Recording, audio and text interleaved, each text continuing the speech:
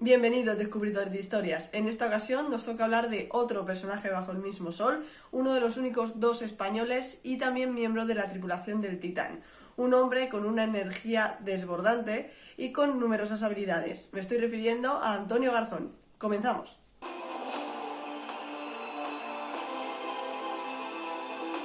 Al ser un personaje secundario, no se conocen muchos detalles de la vida de Antonio, así que en este vídeo procuraremos entender cuál es su origen y cómo conoció a los miembros de la tripulación del Titán. En un primer encuentro, Antonio se nos presenta como un tripulante del Titán del Índico, el barco más famoso de la trama. Como miembro de una tripulación de contrabandistas, el primer encuentro que tenemos con él será en una posada, divirtiéndose con sus compañeros de trabajo y dando rienda suelta a sus placeres. Este hombre con pinta de vagabundo tiene un gran gusto por la música. Aunque como te puedes imaginar, Antonio no fue reclutado precisamente por sus dotes con la guitarra, sino más bien por sus otras habilidades. Hijo de carpintero y residente en la ciudad de Veracruz, intenta ejercer el oficio que le ha enseñado su padre. Sin embargo, este oficio no va mucho con la personalidad de Antonio, que es un hombre muy subversivo, bastante extrovertido y que no duda en meterse en problemas por su obsesión de enterrar el niego. En una época en la que no había Twitter para comportarse como un auténtico fantoche y las cosas se arreglaban pues a base de duelos y enfrentamientos, Antonio no tenía más remedio que alistarse en el ejército, básicamente para aprender a luchar y evitar que le maten. Temedme, ciujáis. Todo parecía irle bien a Antonio. Tenía dinero, tenía libertad y tenía un trabajo que le permitía desarrollar sus habilidades con la lucha para cuando tuviera que pelear en algún momento. Sin embargo, todo se complica cuando conoce a la hija de uno de los altos cargos del fuerte de Veracruz y la vuelve a liar. Su futuro suegro le insta a un matrimonio forzado, cosa que Antonio está completamente en desacuerdo y que su reacción virulenta le hace dejar claro que no importa un carajo la reputación de la muchacha. Justo el día que Antonio decide enfrentar públicamente a su suegro y enfrentarse con él en un duelo, aparece Yamal Basir.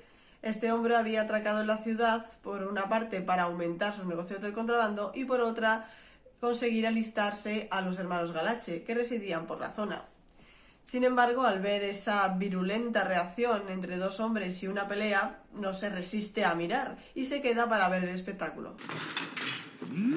Por desgracia para Antonio, ese sería el primer día que perdería un combate. Su suegro era hábil con las armas y su reputación no estaba mal infundada.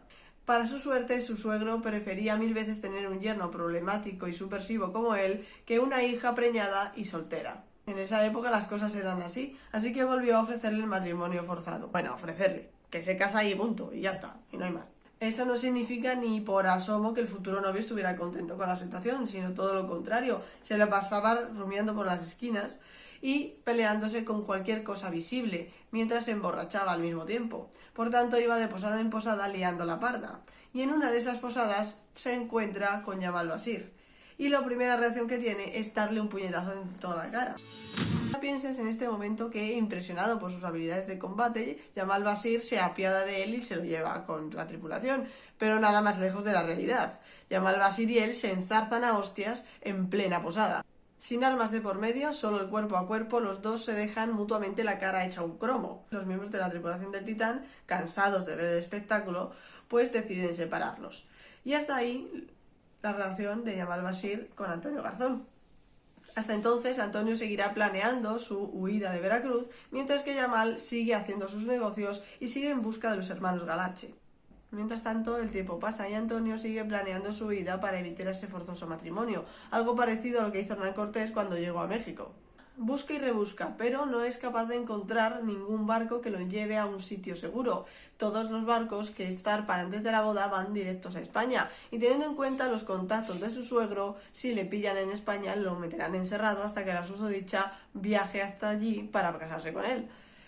Por tanto, no es una opción. Sin embargo, antes de que toda esperanza se pierda, se da cuenta de que hay un barco que va justo en dirección contraria, concretamente a Sudáfrica. Este es el Titán del Índico. Sin dudarlo, Antonio se esconde en las mercancías para evitar que los vean los inspectores de aduanas y consigue meterse dentro del barco. Sin embargo, y para su sorpresa, el capitán del barco es precisamente el mismo hombre con el que se lió a hostias. Ante la tesitura de que no le acepten, ¿no?, en la tripulación, Antonio decide guardar silencio y esconderse en el barco con la esperanza de que durante todo el viaje no se den cuenta de su presencia. ¿Quién quiere aceitunas? Por desgracia, para Antonio, solo 3 días después de zarpar, el joven Nacian baja a la bodega y descubre a este desvalijando la comida. Corre despavorido hacia cubierta y alerta a todos los miembros de la tripulación de que tienen un polizón a bordo.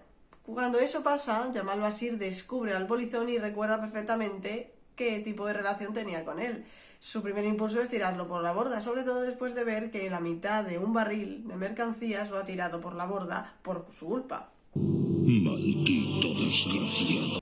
En ese momento Antonio se le enciende la bombilla y ofrece al capitán Basir trabajar para él, por un lado para compensar esa mercancía que él mismo tiró para poder meterse en el barril y por otro para disculparse por haberle partido la cara.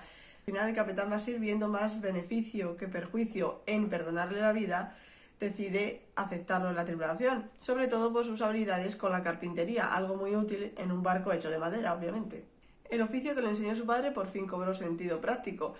Y durante todos esos meses estuvo viajando con la tripulación del Titán, compartiendo sus agonías y sus festejos. El capitán Basir siempre tuvo presente el hecho de liberarlo por su excelente trabajo. Sin embargo, después de vivir una vida de aventuras y libertad, como la que experimentaba al lado de la tripulación del Titán, Antonio le pidió quedarse, y él aceptó. Todos estos acontecimientos dieron como resultado el hombre que conocimos al principio de la trama. Por supuesto, todos estos datos son cositas que no se saben en la trama porque, como Antonio Garzón es un personaje secundario, el foco está puesto en otros personajes y en otros términos.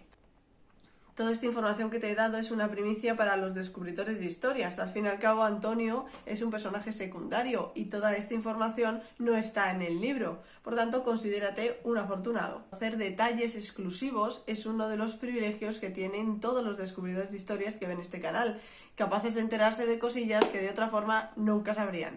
Hasta aquí, descubridor de historias, hemos llegado al final del vídeo de este personaje. Seguiré hablando de otros personajes y aspectos de la trama de Bajo el mismo sol, unos libros que os dejo en la descripción del vídeo por si en algún momento os interesa, y por supuesto seguiré haciendo contenido dirigido a los descubridores de historias.